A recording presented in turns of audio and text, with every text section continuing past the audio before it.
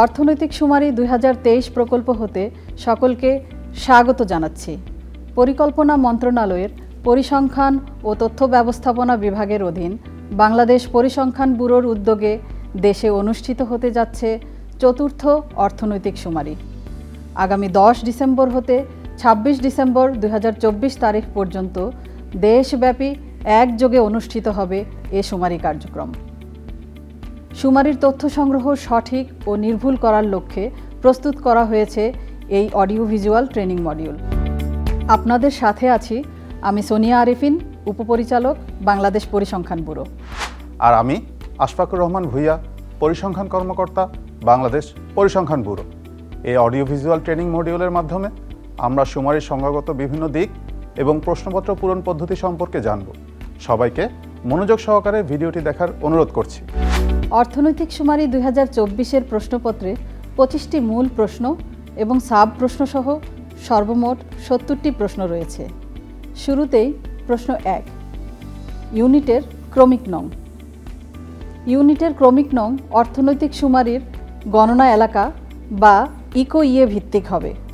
এক্ষেত্রে প্রথম ইউনিটটি 1, পরের ইউনিটটি 2, এভাবে পর্যায়ক্রমিকভাবে বাড়বে।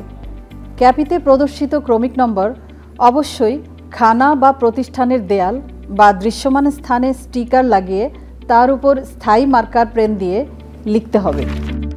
এবার প্রশ্ন ২.১, ইউনিটের প্রকার। তথ্য সংগ্রহকারী ইউনিটে গমনের পর তার বৈশিষ্ট্য দেখে ইউনিটের প্রকার নির্ধারণ করবেন। ইউনিট ৩ প্রকারের: প্রতিষ্ঠান, প্রাতিষ্ঠানিক কৃষি খামার এবং কৃষি বহির্ভূত অর্থনৈতিক কর্মকাণ্ড সম্পন্ন খানা।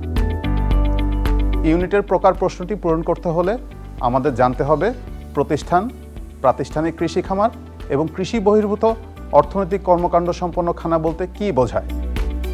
প্রতিষ্ঠান হলো নির্দিষ্ট স্থানে অবস্থিত একটি একক ইউনিট, যা বিভিন্ন দ্রব্য সামগ্রী উৎপাদন, সংগ্রহ, সরবরাহ, ক্রয় বিক্রয় বা বিতরণজনিত নানা ধরনের অর্থনৈতিক কর্মকাণ্ড অথবা সেবামূলক কর্মকাণ্ড সম্পাদন করে, যেমন অফিস, কলকারখানা, শিক্ষা প্রতিষ্ঠান, হাসপাতাল, ক্লিনিক, দোকান, রেস্টুরেন্ট ইত্যাদি। প্রাতিষ্ঠানিক কৃষি খামার হলো বাণিজ্যিক উদ্দেশ্যে প্রাতিষ্ঠানিক কাঠামো, যেমন দোকান বা অফিস ব্যবহার করে যে সকল কৃষি খামার গড়ে উঠেছে, যার হিসাব নিকাশ প্রতিষ্ঠানের ন্যায় আলাদাভাবে পরিচালিত হয়। আমরা জানি কৃষি খামার 2 ধরনের হতে পারে: খানাভিত্তিক কৃষি খামার এবং প্রতিষ্ঠান ভিত্তিক কৃষি খামার। অর্থনৈতিক শুমারিতে শুধু প্রতিষ্ঠান ভিত্তিক কৃষি খামারের তথ্য আসবে, খানাভিত্তিক কৃষি খামারের তথ্য কোনোভাবেই আসবে না। এবারে আমরা জানব অর্থনৈতিক কর্মকাণ্ড সম্পন্ন খানা কি। অর্থনৈতিক কর্মকাণ্ড সম্পন্ন খানা হলো যে সকল খানায় আয়ের জন্য খানার অভ্যন্তরে বা প্রাঙ্গণে অথবা খানার বাহিরে ভ্রাম্যমাণ অর্থনৈতিক কর্মকাণ্ড পরিচালিত হয়, যেমন খানার অভ্যন্তরে বা আঙিনায় কুটির শিল্পের কাজ, খানাভিত্তিক উদ্যোক্তা হিসেবে ফ্রিল্যান্সিংয়ের কাজ করা, নিজের রিক্সা বা ভ্যানে মানুষ বা মালামাল পরিবহন করা, অনলাইন ভিত্তিক ব্যবসা যেমন খাবারের ব্যবসা, রাইড শেয়ারিং, ভ্রাম্যমাণ হকার বা ফেরিওয়ালা ইত্যাদি। প্রশ্ন ২.১ পূরণ করার সময় ইউনিটের প্রকার অনুযায়ী প্রযোজ্য উত্তর নির্বাচন করতে হবে। কোনো ইউনিট যদি প্রতিষ্ঠান বা প্রাতিষ্ঠানিক কৃষি খামার হয় তাহলে প্রশ্ন ২.২ পূরণ করতে হবে। কোনো ইউনিট যদি কৃষি বহির্ভূত অর্থনৈতিক কর্মকাণ্ড সম্পন্ন খানা হয় তবে প্রশ্ন ২.১.১ পূরণ করতে হবে। প্রশ্ন ২.১.১, ইউনিটটি অন্যান্য খানা কিনা। অন্যান্য খানা বলতে সাধারণ খানা ব্যতীত যে সকল খানায় মানুষ একসাথে বসবাস করে তা বোঝাবে, যেমন মেস, মসজিদে বসবাসরত ব্যক্তির খানা, বিভিন্ন মার্কেটে বসবাসরত ব্যক্তির খানা প্রভৃতি। অন্যান্য খানার সংজ্ঞা অনুযায়ী যদি ইউনিটটি অন্যান্য খানা হিসেবে বিবেচিত হয় তবে হ্যাঁ নির্বাচন করতে হবে, আর যদি ইউনিটটি অন্যান্য খানা না হয় তবে না নির্বাচন করতে হবে। প্রশ্ন ২.২, ইউনিটটি কি স্থায়ী না অস্থায়ী? এবার আসুন আমরা জেনে নিই স্থায়ী বা অস্থায়ী ইউনিট বলতে কী বোঝায়। নির্দিষ্ট স্থানে অবস্থিত যে সকল প্রতিষ্ঠানের স্থায়ী কাঠামো বা স্ট্রাকচার রয়েছে তা স্থায়ী প্রতিষ্ঠান হিসেবে বিবেচিত হবে। যেমন বাংলাদেশ পরিসংখ্যান ব্যুরোর প্রধান কার্যালয় যা ঢাকার আগারগাঁওয়ে অবস্থিত, আবার ঢাকার তালতলার একটি মুদি দোকান উভয়ই নির্দিষ্ট স্থানে অবস্থিত এবং এর স্থায়ী কাঠামো বা স্ট্রাকচার রয়েছে। এই কারণে উভয় ইউনিটই স্থায়ী ইউনিট হিসেবে বিবেচিত হবে। অস্থায়ী প্রতিষ্ঠানের কোনো স্থায়ী কাঠামো থাকে না, তবে অস্থায়ী ছাউনি কিংবা অস্থায়ী বেড়া বা বেষ্টনী থাকতে পারে। হাটবাজার বা রাস্তার পাশে কোনো নির্দিষ্ট স্থানে অস্থায়ী ছাউনির নিচে বসে নিয়মিতভাবে অর্থনৈতিক কর্মকাণ্ডে নিয়োজিত ছোটোখাটো দোকানপাট অস্থায়ী প্রতিষ্ঠান হিসেবে বিবেচিত হবে। যেমন রাস্তার পাশের টিনের ছাউনি দেয়া মাছ বিক্রির একটি দোকান, যার চারপাশে কোনো দেয়াল বা বেড়া নেই, এটি একটি অস্থায়ী প্রতিষ্ঠান। আবার ঢাকার কারওয়ান বাজারে একই শেডের নিচে একাধিক ব্যক্তি নিয়মিতভাবে সবজি বিক্রয় করে থাকেন, যেখানে দোকানের জন্য আলাদা কোনো নিজস্ব ছাউনি, বেড়া বা দেয়াল নেই। উক্ত দোকানগুলো অস্থায়ী প্রতিষ্ঠান হিসেবে বিবেচিত হবে। তাহলে আমরা জানলাম, যদি কোনো ইউনিট নির্দিষ্ট স্থানে অবস্থিত হয় এবং এর স্থায়ী কাঠামো থাকে, তাহলে এটি স্থায়ী ইউনিট হবে। আর যদি কোনো ইউনিটে স্থায়ী কাঠামো না থাকে, তবে এটি অস্থায়ী ইউনিট হবে। প্রশ্ন 2.3, ইউনিটের অর্থনৈতিক কর্মকাণ্ড কোথায় পরিচালিত হয়? এই প্রশ্নটি 2.1-এর অর্থনৈতিক কর্মকাণ্ড সম্পন্ন খানায়ের ক্ষেত্রে প্রযোজ্য হবে। খানাভিত্তিক অর্থনৈতিক কর্মকাণ্ড দুইভাবে পরিচালিত হতে পারে, খানায় এবং ভ্রাম্যমাণভাবে। কোনো খানার অর্থনৈতিক কর্মকাণ্ড যদি খানার অভ্যন্তরে বা আঙিনায় সম্পন্ন বা পরিচালিত হয়, তবে খানায় নির্বাচন করতে হবে।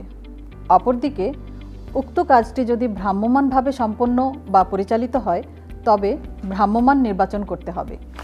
প্রশ্ন 2.4, ইউনিটের অর্থনৈতিক কর্মকাণ্ডের ধরন। ইউনিটের অর্থনৈতিক কর্মকাণ্ডের ধরন নির্বাচনের ক্ষেত্রে তিনটি অপশন রয়েছে: কৃষি, শিল্প এবং সেবা। কৃষি বলতে প্রাতিষ্ঠানিক কৃষি খামারকে বোঝাবে। শিল্প বলতে সাধারণত পণ্য ও সেবার উৎপাদনকে বোঝাবে। সেবা বলতে যেসব প্রতিষ্ঠানে পণ্য উৎপাদন হয় না, শুধুমাত্র সেবামূলক কার্যাদি সম্পন্ন হয়, তা বোঝাবে। প্রশ্ন 3, ইউনিটের মালিকানা। ইউনিটের মালিকানা সম্পর্কে নিশ্চিত হয়ে প্রযোজ্য উত্তর নির্বাচন করতে হবে। আসুন আমরা ইউনিটের মালিকানার ধরনগুলো জেনে নেই। ব্যক্তিগত বা একক ব্যক্তি বা পারিবারিক মালিকানা, অংশীদারি মালিকানা, private limited company, public limited company, সরকারি মালিকানা, স্বায়ত্তশাসিত, বিদেশি মালিকানা, যৌথ মালিকানা, দেশি এবং বিদেশি, সমবায় মালিকানা, অলাভজনক প্রতিষ্ঠান, প্রবাসী বাংলাদেশি। প্রশ্নে উল্লেখিত মালিকানার ধরন ব্যতীত অন্য কোনো ধরনের মালিকানা থাকলে অন্যান্য মালিকানা নির্বাচন করতে হবে। প্রশ্ন 4, ইউনিটের পরিচিতি। 4.1, ইউনিট প্রধান বা প্রতিষ্ঠানের নাম। ইউনিটটি যদি অর্থনৈতিক কর্মকাণ্ড সম্পন্ন খানা হয়, তাহলে খানার প্রধানের নাম এবং প্রতিষ্ঠান হলে প্রতিষ্ঠানের নাম ইংরেজিতে লিখতে হবে। যেমন আব্দুর রহমান, বিশ্বাস ট্রেডার্স, প্রগতি ক্লাব ইত্যাদি। যদি প্রতিষ্ঠানের কোনো নাম বা নামের কোনো সাইনবোর্ড না থাকে, তবে উক্ত প্রতিষ্ঠানের মালিক বা পরিচালকের নাম লিখুন। 4.2, বাড়ি, মার্কেটের নাম। ইউনিটটি যদি কোনো বাড়িতে হয় এবং বাড়ির নাম থাকে, তাহলে তা ইংরেজিতে লিখুন। যেমন সৈয়দ বাড়ি হলে লিখুন সায়েদ বাড়ি। আবার ইউনিটটি যদি কোনো মার্কেট বা বাজারে অবস্থিত হয়, তবে মার্কেট বা বাজারের নাম লিখুন। যেমন নতুন বাজার হলে নতুন বাজার বা চৌধুরী মার্কেট হলে চৌধুরী মার্কেট ইত্যাদি। 4.3, পূর্ণাঙ্গ ঠিকানা, হোল্ডিং বা বাড়ি নম্বর বা অ্যাপার্টমেন্ট নম্বর। ইউনিটের হোল্ডিং, বাড়ি নম্বর বা অ্যাপার্টমেন্ট নম্বর থাকলে তা লিখুন। পৌরসভা বা সিটি কর্পোরেশন এলাকার ক্ষেত্রে অবশ্যই হোল্ডিং, বাড়ি নম্বর বা অ্যাপার্টমেন্ট নম্বর লিখতে হবে। রোড নম্বর বা রাস্তা বা পাড়া বা ব্লক বা সেক্টরের নাম, ইউনিটটি যে রোডে অবস্থিত সেই রোড বা রাস্তার কোনো নম্বর থাকলে তা লিখুন। অথবা যদি নাম থাকে তবে সেটি লিখুন। যেমন রোড নং 1 অথবা Kazi Nazrul Islam Avenue. Road number বা নাম না থাকলে স্থানীয়ভাবে রাস্তাটি যে নামে পরিচিত সেটি নিশ্চিত হয়ে ইংরেজিতে লিখুন। ইউনিটটি যে পাড়া, ব্লক বা সেক্টরে অবস্থিত তা ইংরেজিতে লিখুন। 4.4 টেলিফোন বা মোবাইল নম্বর। ইউনিটের টেলিফোন বা মোবাইল নম্বর লিখুন। টেলিফোন এবং মোবাইল নম্বর উভয় থাকলে মোবাইল নম্বরকে অগ্রাধিকার দিতে হবে। 4.5 ইমেইল। ইউনিটে যোগাযোগের জন্য খানার ক্ষেত্রে ইউনিট প্রধান এবং প্রতিষ্ঠানের ক্ষেত্রে প্রতিষ্ঠানের ইমেইল অথবা প্রতিষ্ঠানের ইমেইল না থাকলে দায়িত্বশীল ব্যক্তির ইমেইল ঠিকানা লিখুন। প্রশ্ন 5.1 ইউনিট প্রধানের লিঙ্গ। যার সিদ্ধান্তে ইউনিটটি পরিচালিত হয় এবং যাকে অন্য সদস্যরা ইউনিট প্রধান মনে করেন তিনি ইউনিট প্রধান হিসেবে বিবেচিত হবেন। খানাভিত্তিক অর্থনৈতিক কর্মকাণ্ডের ক্ষেত্রে অর্থনৈতিক কর্মকাণ্ড পরিচালনাকারী ব্যক্তিই হবেন ইউনিট প্রধান। ইউনিট প্রধানের লিঙ্গ অনুযায়ী প্রযোজ্য অপশন নির্বাচন করুন। প্রশ্ন 5.2 ইউনিট প্রধানের বয়স। ইউনিট প্রধানের বয়স জিজ্ঞেস করে 2 অঙ্কে পূর্ণ বছরে লিখতে হবে। যেমন ইউনিট প্রধানের বয়স 27 বছর 9 মাস হলে 27 লিখতে হবে। ইউনিট প্রধানের বয়স 48 বছর 11 মাস 29 দিন হলে 48 লিখতে হবে। ইউনিট প্রধানের বয়স 100 বছর বা এর বেশি হলে 99 লিখতে হবে। প্রশ্ন 5.3 ইউনিট প্রধানের সর্বোচ্চ শিক্ষা। ইউনিট প্রধানের শিক্ষার ক্ষেত্রে তিনি সর্বোচ্চ কোন শ্রেণী পাশ করেছেন তা জেনে নিয়ে সংশ্লিষ্ট অপশন নির্বাচন করতে হবে। প্রশ্ন 5.4 ইউনিটটি কত সালে আরম্ভ হয়েছে। ইউনিটটি কত সালে তাদের কার্যক্রম তথা উৎপাদন বা সেবা কার্যক্রম শুরু করেছে তা জেনে লিখতে হবে। যেমন যদি কোনো ইউনিট 2017 সালে কার্যক্রম শুরু করে তবে 2017 লিখতে হবে। প্রশ্ন 5.5 ইউনিটের ক্ষেত্রে নিচের কোনটি প্রযোজ্য। প্রতিষ্ঠান এবং প্রাতিষ্ঠানিক কৃষি খামারের ক্ষেত্রে এ প্রশ্নটি প্রযোজ্য হবে। খানাভিত্তিক অর্থনৈতিক কর্মকাণ্ডের ক্ষেত্রে এ প্রশ্নটি প্রযোজ্য হবে না। ইউনিটটির বৈশিষ্ট্য জেনে প্রযোজ্য অপশন নির্বাচন করতে হবে। অপশনগুলো হচ্ছে এটির কোথাও কোনো শাখা নেই অর্থাৎ এটি একটি একক ইউনিট, এটি একটি প্রধান কার্যালয় এবং এর অন্যত্র শাখা রয়েছে, এটি একটি শাখা অফিস। উদাহরণস্বরূপ প্যান প্যাসিফিক সোনারগাঁও হোটেলের ক্ষেত্রে এটির কোথাও কোনো শাখা নেই অপশনটি নির্বাচন করতে হবে। আবার বাংলাদেশ পরিসংখ্যান ব্যুরো বা বিবিএসের প্রধান কার্যালয়ে গেলে এটি একটি প্রধান কার্যালয় এবং এর অন্যত্র শাখা রয়েছে অপশনটি নির্বাচন করতে হবে, কারণ বিভাগ, জেলা এবং উপজেলা পর্যায়ে বিবিএসের শাখা অফিস রয়েছে। অপরদিকে উপজেলা পরিসংখ্যান কার্যালয় বিবিএসের একটি শাখা অফিস, তাই এক্ষেত্রে এটি একটি শাখা অফিস অপশনটি নির্বাচন করতে হবে।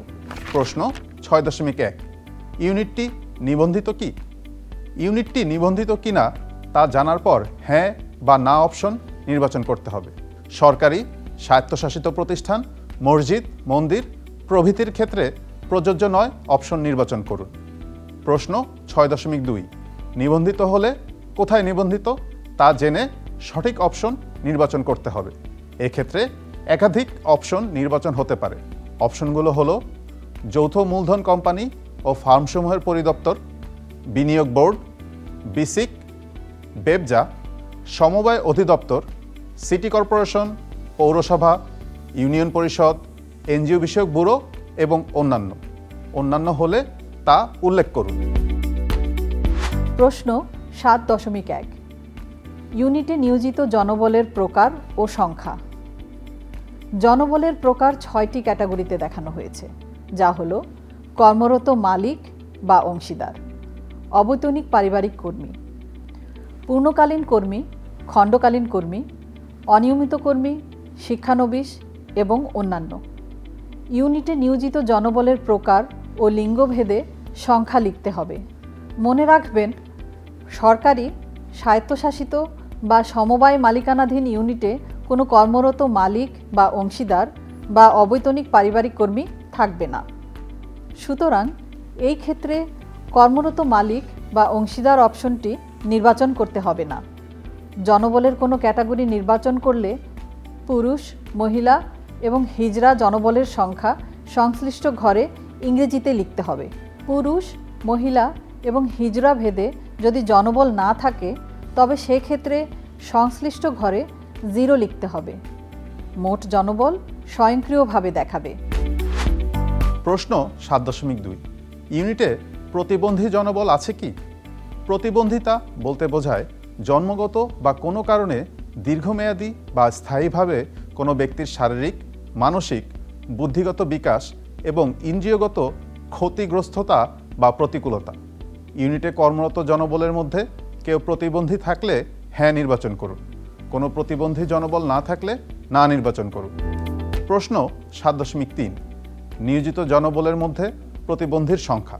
নিয়োজিত জনবলের মধ্যে প্রতিবন্ধীদের সংখ্যা পুরুষ, মহিলা ও হিজড়া ভেদে লিখতে হবে। প্রশ্ন 7.4 ইউনিটে বিদেশি জনবল আছে কি? কোনো ইউনিটে যদি অন্য কোনো দেশের নাগরিক অর্থনৈতিক শুমারির সময় কর্মরত থাকেন তবে হ্যাঁ অপশন নির্বাচন করতে হবে। আর যদি উক্ত ইউনিটে কোনো বিদেশি নাগরিক কাজ না করে থাকেন তবে সেক্ষেত্রে না নির্বাচন করতে হবে। প্রশ্ন 7.5 বিদেশি জনবলের সংখ্যা। 7.4 নং প্রশ্নের উত্তর যদি হ্যাঁ হয় তাহলে এই ইউনিটে কর্মরত বিদেশি জনবলের সংখ্যা যথাক্রমে পুরুষ, মহিলা ও হিজড়া ভেদে লিখতে হবে। প্রশ্ন 7.6 বিদেশি জনবল কোন কোন দেশের নাগরিক? ইউনিটে কোন কোন দেশের বিদেশি কর্মী আছে তা জেনে সংখ্যা লিখতে হবে। এখানে 15টি দেশের নাম দেওয়া আছে: চীন, ভারত, শ্রীলঙ্কা, পাকিস্তান, দক্ষিণ Korea, Thailand, Philippines, Malaysia, Japan, USA, Russia, Kazakhstan, Somalia, Nigeria এবং কেনিয়া। এর বাইরে অন্য কোনো দেশে জনবল থাকলে তার নাম অন্যান্যর ঘরে লিখে সংখ্যা আনতে হবে। প্রশ্ন 7.7 বিদেশি জনবল ইউনিটের কোন শাখায় কাজ করে? এই প্রশ্নে ইউনিটে বিদেশি জনবল কোন কোন শাখায় কাজ করে তা কয়েকটি নির্দিষ্ট ক্যাটাগরিতে ভাগ করা হয়েছে: প্রশাসনিক বা হিসাব, মার্কেটিং বা সেলস, আইসিটি, কারিগরি বা প্রকৌশল, গবেষণা ও উন্নয়ন এবং উৎপাদন। বিদেশি জনবল কোন কোন শাখায় কাজ করে তা জেনে প্রযোজ্য উত্তর নির্বাচন করতে হবে। এক্ষেত্রে একটি ইউনিটে একাধিক অপশন হতে পারে। যদি উল্লেখিত ক্যাটাগরির বাইরে কাজ করে তবে অন্যান্য নির্বাচন করতে হবে। প্রশ্ন 8.1 ইউনিটের প্রধান অর্থনৈতিক কর্মকাণ্ডের বিস্তারিত বিবরণ। এ প্রশ্নে উত্তরদাতার নিকট হতে ইউনিটের অর্থনৈতিক কর্মকাণ্ডের বিস্তারিত বিবরণ জেনে তা সুনির্দিষ্ট ও সঠিকভাবে বাংলায় লিখতে হবে। উদাহরণস্বরূপ, কাঠের এবং বেতের আসবাবপত্র প্রস্তুত ইউনিট বা প্রতিষ্ঠানের ক্ষেত্রে কাঠের এবং বেতের আসবাবপত্র তৈরি করা হয় লিখতে হবে। একটি ফার্মেসিতে অ্যালোপ্যাথিক ঔষধ খুচরা বিক্রয় করা হলে এটি একটি ফার্মেসি এবং এখানে অ্যালোপ্যাথিক ঔষধ খুচরা বিক্রয় করা হয় লিখতে হবে। এই অংশে তথ্য সংগ্রহকারী শুধু ইউনিটের অর্থনৈতিক কর্মকাণ্ডের বিবরণ লিখবেন। পরবর্তীতে বিএসআইসি অর্থাৎ বাংলাদেশ স্ট্যান্ডার্ড ইন্ডাস্ট্রিয়াল ক্লাসিফিকেশন অনুযায়ী শিল্পকোডসমূহ অফিস কর্তৃক পূরণ করা হবে। প্রশ্ন 8.2 পণ্য বা দ্রব্য উৎপাদনকারী ইউনিটের প্রধান প্রধান উৎপাদিত পণ্য বা দ্রব্যের বিবরণ। ইউনিটটিতে কি কি পণ্য বা দ্রব্য উৎপাদন করা হয় তার বিবরণ সুনির্দিষ্টভাবে বাংলায় লিখতে হবে। উৎপাদিত পণ্যের গুরুত্ব অনুসারে পণ্য বা দ্রব্য এর নাম লিখতে হবে। এক্ষেত্রে সর্বনিম্ন একটি এবং সর্বাধিক 4টি পণ্য বা দ্রব্যের নাম লেখা যাবে। উদাহরণস্বরূপ, একটি গার্মেন্টস কারখানার ক্ষেত্রে তাদের উৎপাদিত পণ্য প্যান্ট, শার্ট, টি শার্ট ইত্যাদি হতে পারে। এক্ষেত্রে ছকের ক্রমিক নং অনুযায়ী প্যান্ট, শার্ট, টি শার্ট ক্রমান্বয়ে লিখতে হবে। তথ্য সংগ্রহকারী শুধু বিবরণ লিখবেন। পণ্য কোডসমূহ পরবর্তীতে অফিস কর্তৃক পূরণ করা হবে। প্রশ্ন 8.3 সেবা প্রদানকারী ইউনিটের সেবামূলক কর্মকাণ্ডের বিবরণ। ইউনিটটি যদি মেরামত বা বিক্রয় বা সেবা প্রদান কর্মকাণ্ড সম্পর্কিত হয় তাহলে উক্ত ইউনিটের সেবামূলক কর্মকাণ্ডের বিবরণ লিখতে হবে। ইউনিটটি যদি কোনো পণ্য মেরামত বা বিক্রয় বা সেবাদান করে থাকে তাহলে এসব কাজের প্রধান প্রধান চারটির নাম সুনির্দিষ্টভাবে সংশ্লিষ্ট ছকে বাংলায় লিখতে হবে। এক্ষেত্রে সর্বনিম্ন একটি এবং সর্বাধিক চারটি সেবার নাম লেখা যাবে। উদাহরণস্বরূপ বিক্রয়কারী প্রতিষ্ঠান বা ইউনিটের ক্ষেত্রে কি কি পণ্য বা দ্রব্য বিক্রয় করে তার বিবরণ লিখতে হবে। মুদির দোকান হলে তার প্রধান বিক্রিত দ্রব্য যদি চাল, ডাল, আটা, তেল ইত্যাদি হয় তবে ছকের ক্রমিক অনুযায়ী ক্রমান্বয়ে চাল, ডাল, আটা, তেল লিখতে হবে। রেস্তোরাঁর ক্ষেত্রে কি কি খাবার তৈরি ও পরিবেশন করা হয় তা ক্রমান্বয়ে ছকে লিখতে হবে। প্রশ্ন 9, ইউনিটের স্থায়ী সম্পদের মূল্য জমি ও কারখানা ভবন ব্যতীত। যে সকল সম্পদ বা সম্পত্তি সাধারণত 1 বছরের অধিক সময়ের জন্য ব্যবহৃত হয় তাদের স্থায়ী সম্পদ বলে। মূলত স্থায়ী সম্পদ হলো এমন সম্পদ যা আয়ের জন্য সহায়ক এবং দীর্ঘমেয়াদী ব্যবহারের জন্য কেনা হয়। উদাহরণস্বরূপ আসবাবপত্র, যন্ত্রপাতি, কম্পিউটার, বিভিন্ন ধরনের যানবাহন যেমন কোম্পানির গাড়ি, ট্রাক ইত্যাদি ইউনিটের স্থায়ী সম্পদ। দীর্ঘদিন ব্যবহারের কারণে স্থায়ী সম্পদের মান বা কর্মক্ষমতা সময়ের সাথে সাথে হ্রাস পায়, ফলে স্থায়ী সম্পদের বর্তমান বাজার মূল্যও হ্রাস পায়।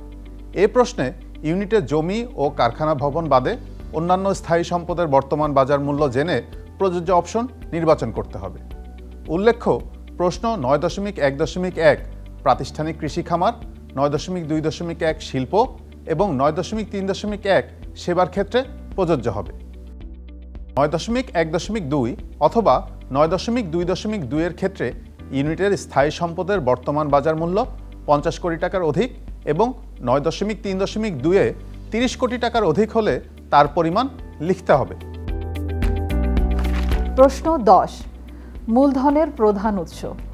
মূলধন বলতে ইউনিটের স্থায়ী মূলধন বোঝাবে, যেমন জমি, অফিস, ফ্যাক্টরি বা গুদাম, উৎপাদন বা পরিষেবা দেওয়ার জন্য ব্যবহৃত যন্ত্র, অফিস ফার্নিচার, যানবাহন প্রভৃতি।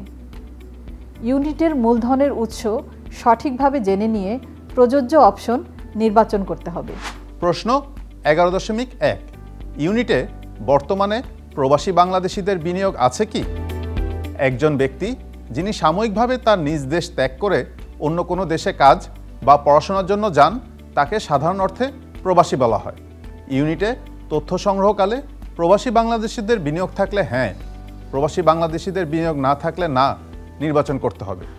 সরকারি, স্বায়ত্তশাসিত প্রতিষ্ঠান, স্কুল, কলেজ, মসজিদ, মন্দির প্রভৃতির ক্ষেত্রে প্রযোজ্য নয় নির্বাচন করতে হবে। প্রশ্ন 11.2, হ্যাঁ হলে বিনিয়োগের পরিমাণ।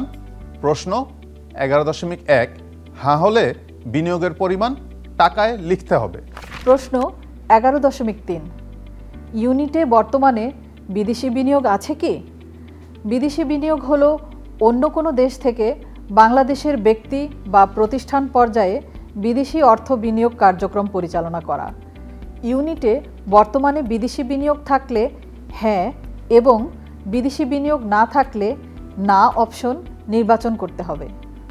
সরকারি, স্বায়ত্তশাসিত প্রতিষ্ঠান, স্কুল, কলেজ, মসজিদ, মন্দির প্রভৃতির ক্ষেত্রে প্রযোজ্য নয় অপশন নির্বাচন করতে হবে। প্রশ্ন 11.4, 11.3 এর উত্তর হ্যাঁ হলে বিনিয়োগের পরিমাণ। উক্ত ইউনিটে তথ্য সংগ্রহকালে যদি কোনো ধরনের বৈদেশিক বিনিয়োগ থাকে তাহলে সেই বিনিয়োগের পরিমাণ টাকায় লিখতে হবে। প্রশ্ন 12, ইউনিটের বিদ্যুৎ সুবিধা বা সংযোগের প্রধান উৎস। এই প্রশ্নে ইউনিটের বিদ্যুৎ সুবিধা বা সংযোগ সম্পর্কিত 6টি অপশন রয়েছে, যা থেকে প্রধান উৎস নির্বাচন করতে হবে। অপশনগুলো হলো জাতীয় গ্রিড, সৌরবিদ্যুৎ, নিজস্ব প্ল্যান্ট, জেনারেটর, অন্যান্য। এছাড়া বিদ্যুৎ সুবিধা বা সংযোগ নেই। প্রশ্ন 13, ইউনিটের হিসাবের ব্যবস্থা। ইউনিটের হিসাবের ব্যবস্থা বলতে সাধারণত ইউনিটের পর্যায়ক্রমিক লিখিতভাবে আয় ব্যয়ের হিসাব রাখা বা লাভ লোকসানের হিসাব রাখাকে বোঝায়। এখানে হিসাবের ব্যবস্থা অনেকভাবেই হতে পারে, তবে ইউনিটে সবচেয়ে বেশি যে হিসাব ব্যবস্থা প্রচলিত তাকেই আমরা ইউনিটের হিসাবের ব্যবস্থা বলে গণ্য করব। তথ্য সংগ্রহকারী ইউনিটের হিসাবের ব্যবস্থার ধরন জেনে প্রযোজ্য অপশন নির্বাচন করবেন। অপশনসমূহ হল দৈনিক, সাপ্তাহিক, মাসিক, অর্ধবার্ষিক, বাৎসরিক। এছাড়া যদি অন্য কোনো উপায়ে হিসাব রাখা হয় তাহলে অন্যান্য নির্বাচন করতে হবে, আর যদি ইউনিটে লিখিত হিসাব রাখা না হয় তবে হিসাব রাখা হয় না নির্বাচন করতে হবে। প্রশ্ন 14.1 ইউনিটের বেতন বা মজুরি প্রদানের ধরন। কোনো প্রতিষ্ঠানে কর্মরত কর্মকর্তা এবং কর্মচারীবৃন্দ পারিশ্রমিক হিসাবে প্রতিষ্ঠানের নির্ধারিত বেতন কাঠামো বা চুক্তি অনুসারে যে অর্থ পেয়ে থাকে তাকে বেতন বলে। কোনো শ্রমিক কোনো নির্দিষ্ট কাজের জন্য অথবা নির্দিষ্ট সময়কালের পরিশ্রমের বিনিময়ে যে পারিশ্রমিক লাভ করে তাকে মজুরি বলে। এ প্রশ্নে একাধিক অপশন নির্বাচন হতে পারে। অপশনগুলো হলো দৈনিক, সাপ্তাহিক, মাসিক। যদি বেতন বা মজুরি প্রদানের ধরন উল্লেখিত অপশন ব্যতীত অন্যভাবে দেওয়া হয় তবে অন্যান্য হবে। কিছু কিছু ইউনিটে কর্মচারী বা শ্রমিকদেরকে বেতন বা মজুরি প্রদান করা হয় না, সেক্ষেত্রে প্রযোজ্য নয়, নির্বাচন করতে হবে। প্রশ্ন 14.2 ইউনিটের বেতন বা মজুরি প্রদান পদ্ধতি। ইউনিটে সংখ্যার বিবেচনায় যে পদ্ধতির মাধ্যমে সবচেয়ে বেশি পরিমাণ বেতন বা মজুরি প্রদান করা হয় তার তথ্য আনতে হবে। ইউনিটে বেতন বা মজুরি ক্যাশ, চেক বা ইএফটি, মোবাইল ব্যাংকিংয়ের মধ্যে যে পদ্ধতিতে সবচেয়ে বেশি পরিমাণ প্রদান করা হয় তা নির্বাচন করতে হবে। অপশনসমূহ হলো ক্যাশ, ব্যাংকিং, মোবাইল ব্যাংকিং। আর যদি এই অপশনের কোনোটাই না হয়ে অন্য কোনোভাবে বেতন বা মজুরি প্রদান করা হয় তবে অন্যান্য নির্বাচন করতে হবে। প্রশ্ন 15.1 ইউনিটের কাঁচামালের উৎস। ইউনিটের কাঁচামালের উৎস স্থানীয়, বিদেশি বা কিছু ক্ষেত্রে উভয় অপশন হতে পারে। তাই ব্যবহৃত কাঁচামালের উৎস কী তা জেনে প্রযোজ্য উত্তর নির্বাচন করতে হবে। প্রশ্ন 15.2 উৎপাদনে ব্যবহৃত যন্ত্রের ধরন। উৎপাদনে বিদ্যুৎ, জ্বালানি বা হস্তচালিত যন্ত্র ব্যবহৃত হতে পারে। তাই উৎপাদনে ব্যবহৃত যন্ত্রের ধরন জেনে প্রযোজ্য উত্তর নির্বাচন করতে হবে। এক্ষেত্রে একাধিক অপশন নির্বাচন হতে পারে। প্রশ্ন 15.3 উৎপাদনে ব্যবহৃত জ্বালানির উৎস।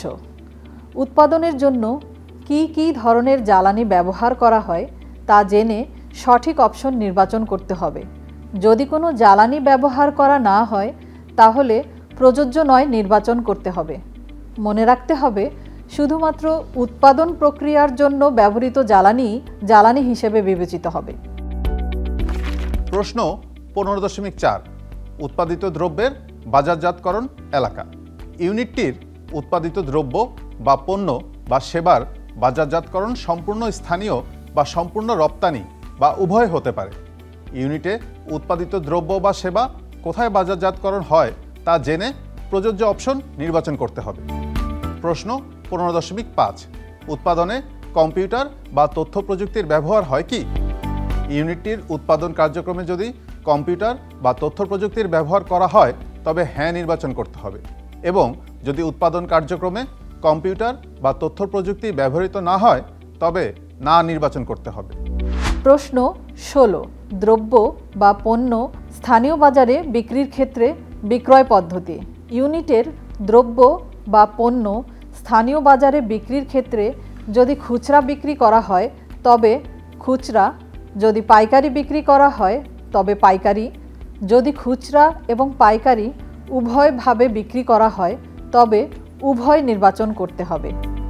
এছাড়া যদি কোনো ইউনিটে দ্রব্য বা পণ্য বিক্রয় করা না হয় তবে প্রযোজ্য নয় নির্বাচন করতে হবে। প্রশ্ন 17.1 ইউনিটটি ই কমার্স বা অনলাইন ব্যবসায় সম্পৃক্ত কি? ই কমার্স বা ইলেকট্রনিক কমার্স হলো একটি অনলাইন ব্যবসার ধরন যার মাধ্যমে ইন্টারনেট ব্যবহার করে পণ্য বা সেবা ক্রয় বিক্রয় করা হয়। ইউনিট কর্তৃক উৎপাদিত পণ্য বা সেবা বিক্রয়ে কোনো ধরনের ই কমার্স বা অনলাইন প্ল্যাটফর্ম ব্যবহৃত হলে অপশন হ্যাঁ নির্বাচন করতে হবে। অপরপক্ষে কোনো ধরনের ই কমার্স বা অনলাইন প্ল্যাটফর্ম ব্যবহৃত না হলে অপশন না নির্বাচন করতে হবে।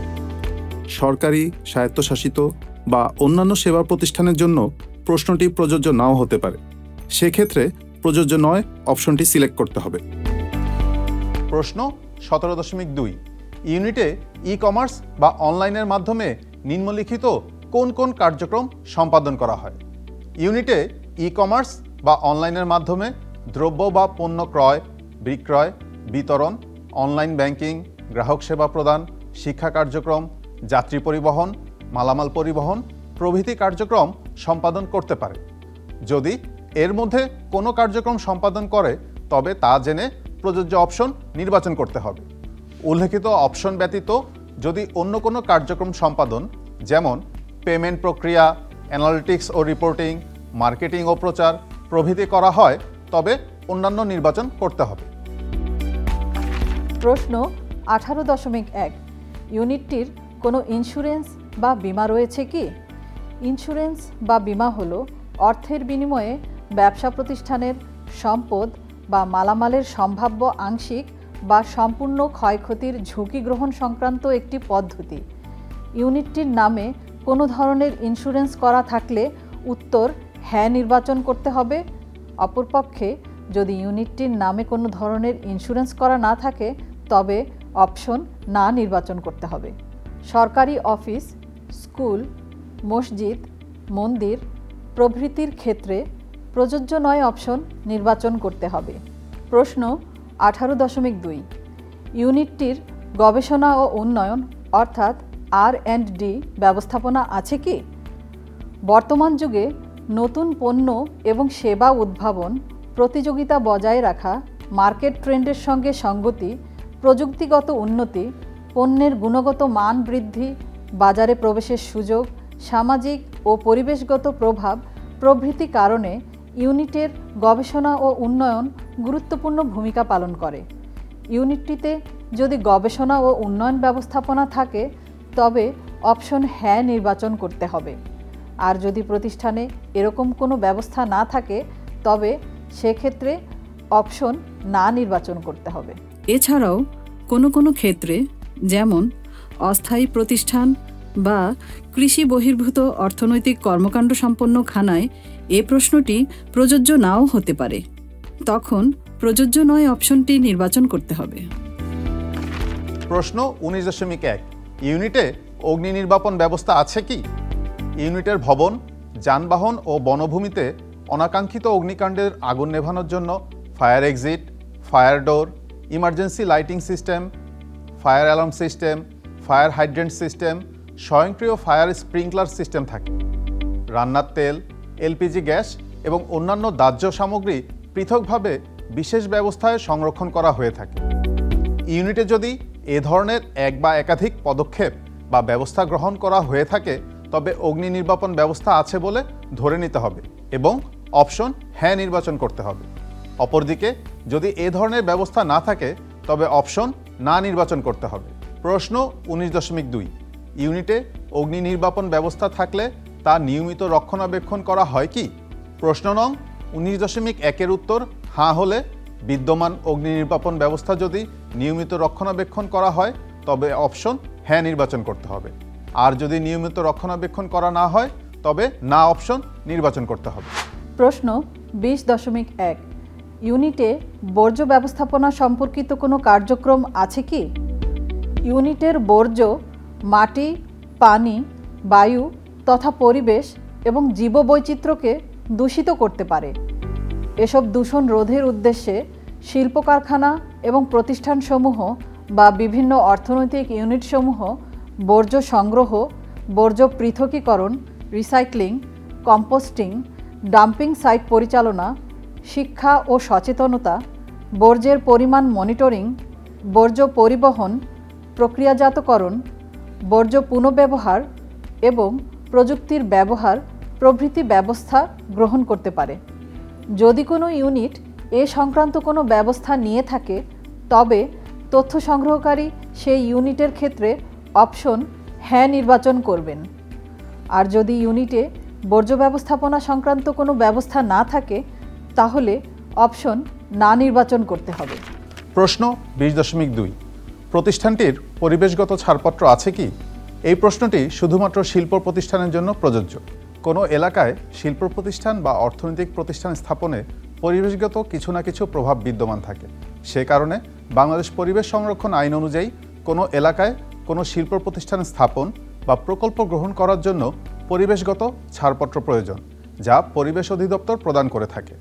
এক্ষেত্রে তথ্য সংগ্রহকারী তথ্য প্রদানকারীর প্রতিষ্ঠানের কাছে পরিবেশ অধিদপ্তর প্রদত্ত কোনো ছাড়পত্র আছে কিনা জানতে চাইবেন। যদি থাকে তাহলে হ্যাঁ অপশন নির্বাচন করতে হবে, অন্যথায় না অপশন নির্বাচন করতে হবে। তবে কোনো সরকারি বা অন্যান্য সেবা প্রতিষ্ঠান এবং কৃষি বহির্ভূত অর্থনৈতিক কর্মকাণ্ড সম্পন্ন খানায় প্রশ্নটি প্রযোজ্য নাও হতে পারে। তখন প্রযোজ্য নয় অপশন নির্বাচন করতে হবে। প্রশ্ন 20.3 প্রতিষ্ঠানটির ফায়ার সার্ভিসের ছাড়পত্র আছে কি? এই ক্ষেত্রে তথ্য সংগ্রহকারী জানতে চাইবেন উত্তরদাতার প্রতিষ্ঠানে ফায়ার সার্ভিস এবং সিভিল ডিফেন্স কর্তৃক প্রদত্ত ফায়ার সার্ভিসের ছাড়পত্র আছে কিনা। যদি থাকে তবে হ্যাঁ অপশন নির্বাচন করতে হবে, যদি না থাকে তবে না অপশন নির্বাচন করতে হবে। প্রশ্ন 21.1 টয়লেটের ব্যবস্থা। এই প্রশ্নে একজন তথ্য সংগ্রহকারী জানতে চাইবেন তথ্যদাতার প্রতিষ্ঠানের টয়লেট আছে কিনা।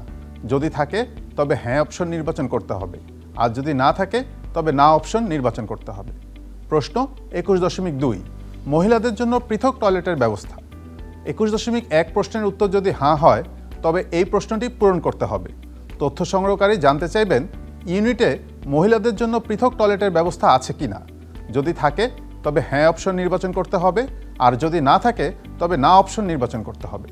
প্রশ্ন 21.3 ডে কেয়ার সেন্টার। এই প্রশ্নে তথ্য সংগ্রহকারী উত্তরদাতার প্রতিষ্ঠানে ডে কেয়ার সেন্টার আছে কিনা তা জানতে চাইবেন।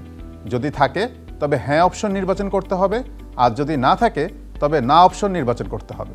প্রশ্ন 21.4 কর্মীদের জন্য নিজস্ব পরিবহন সুবিধার ব্যবস্থা। এ প্রশ্নে একজন তথ্য সংগ্রহকারী উত্তরদাতার প্রতিষ্ঠানে কর্মীদের জন্য নিজস্ব পরিবহন আছে কিনা তা জানতে চাইবেন। যদি থাকে তবে হ্যাঁ অপশন নির্বাচন করতে হবে, আর যদি না থাকে তবে না অপশন নির্বাচন করতে হবে।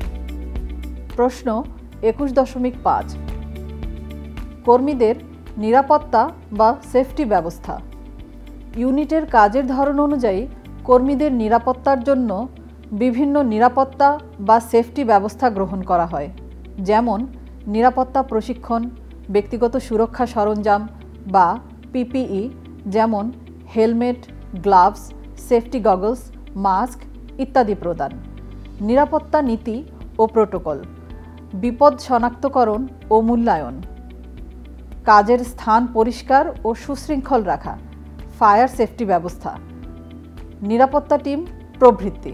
ইউনিটে যদি এ ধরনের কোনো নিরাপত্তা বা সেফটি ব্যবস্থা থাকে তবে হ্যাঁ অপশন নির্বাচন করতে হবে, এবং যদি নিরাপত্তার ব্যবস্থা না থাকে তবে অপশন না নির্বাচন করতে হবে। প্রশ্ন 21.6 কর্মীদের স্বাস্থ্যসেবার ব্যবস্থা। সাধারণত বিভিন্ন প্রতিষ্ঠান কর্মীদের স্বাস্থ্য সুরক্ষার অংশ হিসেবে বিভিন্ন ব্যবস্থা গ্রহণ করে, যেমন স্বাস্থ্য পরীক্ষা, প্রাথমিক চিকিৎসা সেবা, কাউন্সেলিং ও মানসিক স্বাস্থ্য সেবা, স্বাস্থ্য সচেতনতা কর্মসূচি, ফিটনেস প্রোগ্রাম, পুষ্টি পরামর্শ, বীমা ব্যবস্থা, সুস্থ পরিবেশ, বিশ্রাম ও রিফ্রেশমেন্টের ব্যবস্থা, জরুরি পরিষেবা প্রভৃতি। ইউনিটে যদি এ ধরনের কোনো স্বাস্থ্যসেবার ব্যবস্থা থাকে তবে হ্যাঁ নির্বাচন করতে হবে, এবং যদি স্বাস্থ্যসেবার ব্যবস্থা না থাকে তবে না নির্বাচন করতে হবে। প্রশ্ন 22.1 ইউনিটের টিন বা ট্যাক্স পেয়ার আইডেন্টিফিকেশন নাম্বার আছে কি? টিন হচ্ছে করদাতা শনাক্তকরণ নাম্বার। বাংলাদেশে টিআইএন হলো করদাতাদের জন্য নির্ধারিত ইউনিক নম্বর, যা জাতীয় রাজস্ব বোর্ড বা এনবিআর কর্তৃক প্রদান করা হয়। এটি আয়কর রিটার্ন জমা দেওয়ার জন্য আবশ্যক এবং সরকারি কিছু সেবায় এটি ব্যবহৃত হয়। যদি ইউনিটের TIN tax payer identification number থাকে তবে অপশন হ্যাঁ, এবং যদি না থাকে তবে অপশন না নির্বাচন করতে হবে। এই প্রশ্নে মসজিদ, মন্দির, গির্জা ইত্যাদির ক্ষেত্রে প্রযোজ্য নয় অপশন নির্বাচন করতে হবে। প্রশ্ন 22.2 ইউনিটটি ভ্যাট বা মূসক নিবন্ধিত কি? মূল্য সংযোজন কর বা ভ্যাট হলো একটি পরোক্ষ কর যা পণ্য বা সেবার প্রতিটি উৎপাদন এবং বিতরণ পর্যায়ে মূল্যের সাথে সংযোজনের ভিত্তিতে ধার্য করা হয়। এটি মূলত ক্রেতার উপর আরোপিত হয়, কিন্তু পণ্য বা সেবার সরবরাহকারী এটি আদায় করে সরকারের কাছে জমা দেয়। যদি ইউনিটটি ভ্যাট বা মূসক নিবন্ধিত হয় তবে অপশন হ্যাঁ, এবং যদি না হয় তবে না নির্বাচন করতে হবে। প্রশ্ন 22.3 ইউনিটের বিআইএন বা বিজনেস আইডেন্টিফিকেশন নাম্বার আছে কি? বিজনেস আইডেন্টিফিকেশন নাম্বার বিআইএন হলো একটি ইউনিক নম্বর যা বাংলাদেশে ব্যবসায়িক প্রতিষ্ঠানগুলোর জন্য প্রয়োজনীয়। জাতীয় রাজস্ব বোর্ড এনবিআর এই নম্বর প্রদান করে এবং এটি মূলত মূল্য সংযোজন কর বা ভ্যাট সম্পর্কিত লেনদেনের জন্য ব্যবহৃত হয়। যদি ইউনিটের বিআইএন বিজনেস আইডেন্টিফিকেশন নাম্বার থাকে তবে অপশন হ্যাঁ, এবং যদি না থাকে তবে অপশন না নির্বাচন করতে হবে। প্রশ্ন 23 ইউনিটের বাৎসরিক বিক্রয়ের পরিমাণ। 2023-24 অর্থ বছরে অর্থাৎ জুলাই 2023 থেকে জুন 2024 পর্যন্ত ইউনিটের পণ্য বিক্রয় বা সেবা প্রদানের মাধ্যমে প্রাপ্ত অর্থের পরিমাণ টাকার অঙ্কে ইংরেজিতে লিখতে হবে। ইউনিটে উৎপাদিত সকল ধরনের পণ্য স্থানীয় বা আন্তর্জাতিক বাজারে যতভাবে বিক্রয় হবে তার হিসাব মোট বিক্রয়ের অন্তর্ভুক্ত হবে। যেসব ইউনিটের আর্থিক হিসাব বিবরণী প্রস্তুত করা হয় সেসব ইউনিটের মোট বিক্রয়ের পরিমাণ আর্থিক হিসাব বিবরণী অনুযায়ী লিখতে হবে। অপরদিকে যেসব ইউনিটের আর্থিক হিসাব বিবরণী প্রস্তুত করা হয় না সেক্ষেত্রে আলোচনা করে 2023-24 অর্থ বছরে মোট বিক্রয়ের পরিমাণ নিরূপণ করে লিখতে হবে। প্রশ্ন 24.1 প্রাতিষ্ঠানিক কৃষি খামারের ধরন। এই প্রশ্নে প্রাতিষ্ঠানিক কৃষি খামারকে বিভিন্ন ধরনে ভাগ করা হয়েছে, যার মাধ্যমে খামারের কার্যক্রম বা উৎপাদন বোঝা যাবে। এ প্রশ্নে মোট 10টি অপশন রয়েছে: শস্য খামার, গবাদি পশু খামার, পোলট্রি খামার, মৎস্য চাষ বা উৎপাদন, নার্সারি, কাঠের বাগান, ফুলের বাগান, ফলের বাগান, চা বাগান এবং অন্যান্য। প্রতিটি অপশনের মাধ্যমে একটি নির্দিষ্ট ধরনের খামারকে চিহ্নিত করা যাবে। তথ্য সংগ্রহকারী খামারের ধরন ও বৈশিষ্ট্য পর্যবেক্ষণ করে প্রযোজ্য অপশন নির্বাচন করবেন। এই প্রশ্নে একাধিক অপশন নির্বাচন হতে পারে। প্রশ্নে উল্লেখিত অপশনের বাইরে যদি কোনো ধরনের খামার থাকে তবে তা অন্যান্যের ঘরে উল্লেখ করতে হবে। প্রশ্ন 24.2 গবাদি পশু খামার হলে গবাদি পশুর সংখ্যা।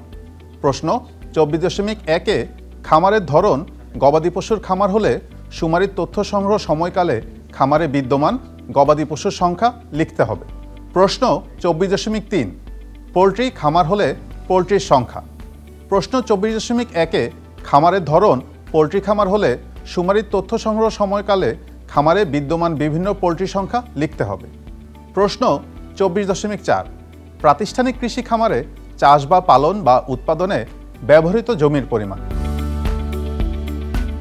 এই প্রশ্নটির মাধ্যমে প্রাতিষ্ঠানিক কৃষি খামারে চাষাবাদ, প্রাণী সম্পদ পালন বা অন্যান্য কৃষি উৎপাদনে ব্যবহৃত জমির পরিমাণ উল্লেখ করতে হবে। জমির পরিমাণ একর ও শতক এই দুই এককে উল্লেখ করতে হবে। প্রশ্ন 25 ইউনিটে কি কি সমস্যা রয়েছে? এ প্রশ্নের মাধ্যমে ইউনিটটি পরিচালনা, এর উৎপাদন পরিচালনা অথবা ব্যবসা পরিচালনা করতে কোনো সমস্যা আছে কিনা তা জানতে চাওয়া হবে। এ প্রশ্নে মোট 10টি অপশন রয়েছে, যেমন কোনো সমস্যা নেই, পর্যাপ্ত মূলধনের অভাব, দক্ষ জনবলের অভাব, পর্যাপ্ত কাঁচামালের অভাব, উৎপাদন খরচ বৃদ্ধি, অবকাঠামোগত সমস্যা, বিদ্যুৎ ও জ্বালানি সংক্রান্ত সমস্যা, সহজলভ্য ঋণের অভাব এবং অন্যান্য। অন্যান্য হলে উল্লেখ করতে হবে। তথ্য সংগ্রহকারী উত্তরদাতাকে উল্লিখিত 10টি অপশন পড়ে শোনাবেন। এই 10টি সমস্যার মধ্যে যদি কোনো সমস্যা ইউনিটটিতে থাকে তবে তা নির্বাচন করতে হবে। উল্লেখ্য, এ প্রশ্নে একাধিক অপশন পূরণ হতে পারে। সকলকে ধৈর্য ও মনোযোগ সহকারে আমাদের এই ট্রেনিং মডিউলটি দেখার জন্য অসংখ্য ধন্যবাদ। অর্থনৈতিক শুমারি 2024-এর সফলতা কামনা করে বিদায় নিচ্ছি।